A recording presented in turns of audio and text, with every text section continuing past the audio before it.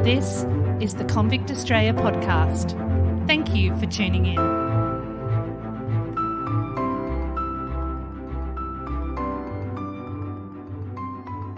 They were 125 days into the voyage.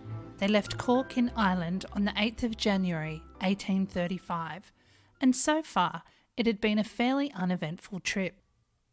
Bound for Sydney under the command of Captain Benjamin Peck were 150 female convicts along with 33 of their children, 9 free women with their 22 children, and a crew of 26. The prisoners were kept away from the free women as much as they could. The Superintendent Surgeon John Stevenson, who was in charge of the convicts, had settled the convict women into a routine. The weather had been fair, so the women had spent a lot of their time on the upper deck. When they weren't engaged in the tasks, such as scrubbing the decks, washing the clothes, and cleaning the prison below, there was sewing and needlework to pass the time. The women had been divided into messes of 8, with one of the group made head mess or matron. These women were handpicked by the surgeon and were usually chosen for their good behaviour, noted in the reports from the Governor of Cork. Each mess was assigned to one berth and shared drinking vessels and wooden platters, which were marked with the number of their mess. 2 or 3 convicts were chosen to be the cooks for all of the convict women. They probably worked under the supervision of a head cook. The days came and went in relative calm, but lately there was a sense that the journey was coming to an end. The crew had been split into 2 groups called watchers, rotating their deck duties to keep the ship sailing. Each shift was between 2 and 4 hours long. The crew had to keep the ship operating at maximum efficiency, and they were always busy adjusting the sails to take advantage of the direction of the wind. Ideally, the ship would be downwind, with the wind coming from behind, propelling them forward. But if they needed to head straight into the wind, the crew would lead the ship into the wind at angles. This was known as tacking into the wind. The captain kept the crew very busy for 2 reasons. Firstly, there was always so much to do, and they needed to be hyper-vigilant to any changes of wind speed and direction. And secondly, because he feared that idle crew might lead to mutiny, which had happened on other ships. When not adjusting the sails, the crew were checking that the hull and rigging were in good order, or they were scraping the rust off chain cables. At midday on the 12th of May, the 3-masted barque was rounding the southern point of the Australian mainland and heading into the treacherous waters of Bass Strait. King Island was 90 miles to the west of them.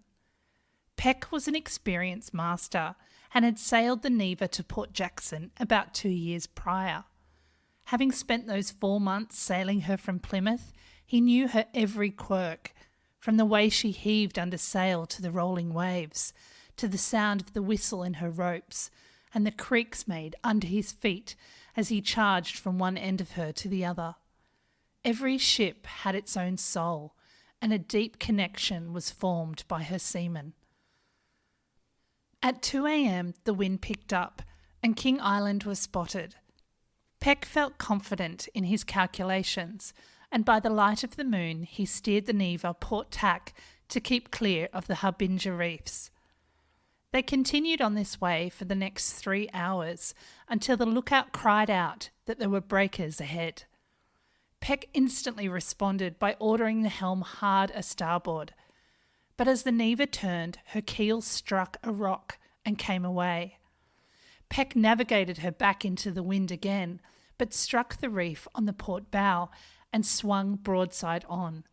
The crew did everything they could, but the ship began filling with water.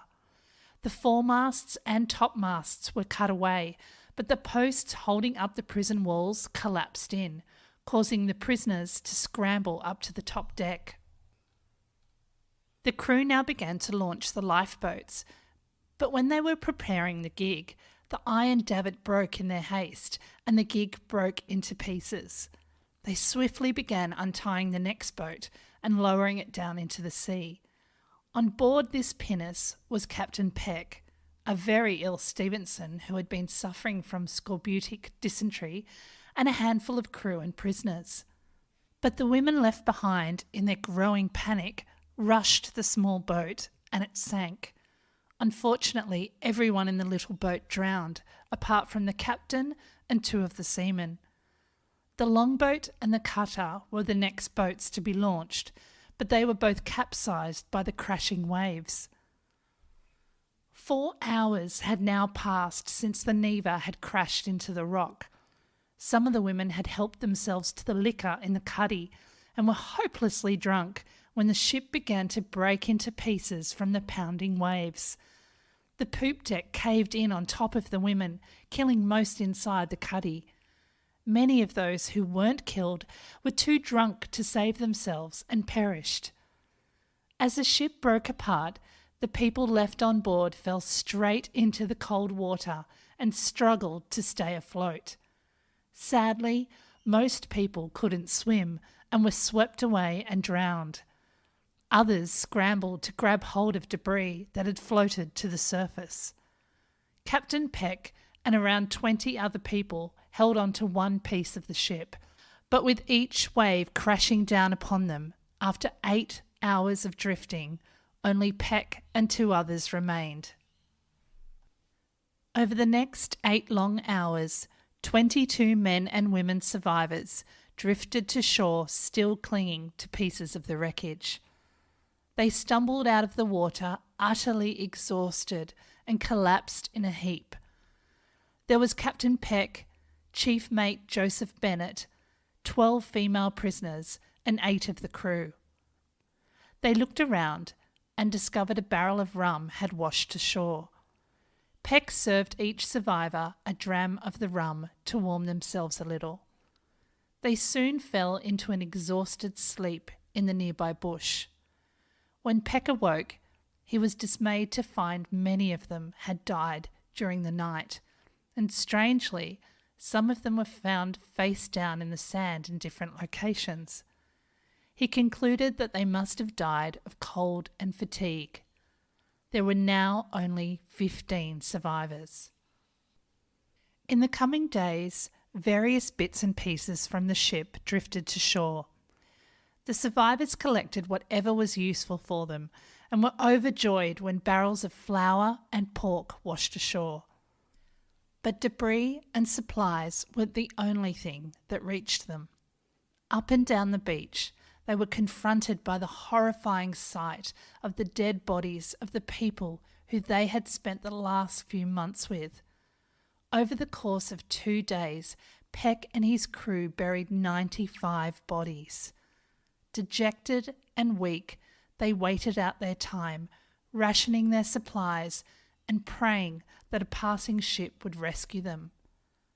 As they had no way of letting anyone know what had happened to them and where they were banking on a miracle.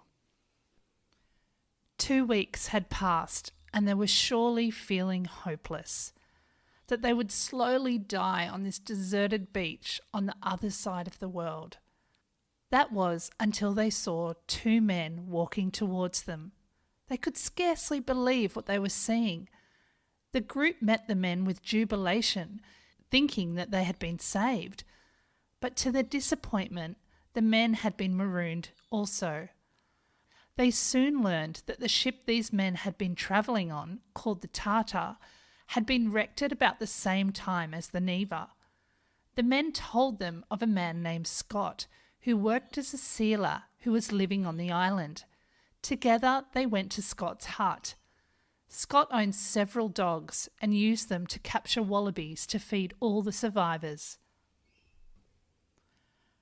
Not long after meeting Scott, Charles' friend, the owner of the Tartar, arrived on the island looking for his ship. Upon hearing of the loss of his ship and the loss of the Neva, he trekked to Peck's camp and rounded up the survivors and put them on his small vessel and set sail. Unfortunately, 3 survivors were on another part of the island and had to be left behind. He promised that he would send another boat out for them later. Friend and his boatload of survivors arrived in Georgetown on the Tamar River near Launceston on June 26.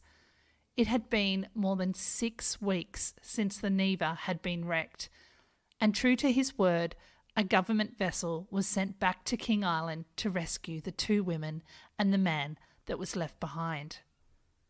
An inquiry was later held over the loss of the ship and so many lives. In his evidence, Peck put the accident down to the strong current pulling the ship to the southward and the incorrect positioning of the Harbinger Reef on his map. The court exonerated Peck, Surgeon Stevenson, the officers and all of the crew of all responsibility for the loss. The court decided that the loss came down to, quote, the reef being improperly laid down or an erroneous opinion formed by the master and crew of their distance from the land when the ship hauled to the wind, or more probably the concurrent influence of several minute errors, end quote. There has been some confusion over the exact number of lives lost. According to Captain Peck, 218 people drowned that day. 138 were convicts. There were also another 7 people who died after reaching King Island.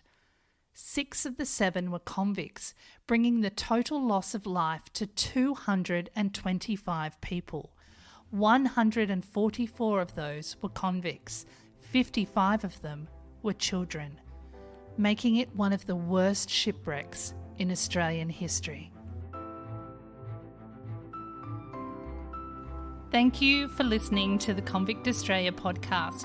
If you'd like to show your appreciation and get more involved, there are a number of ways you can. The first is by signing up to Convict Australia on Patreon, and you will get some perks like the Convict Australia Newsletter. Secondly, leave a review and tell your friends and family. This really does make a huge difference. And lastly, join the Facebook and Instagram group Convict Australia. All the links I've mentioned will be in the show notes. Thank you again. Till next time.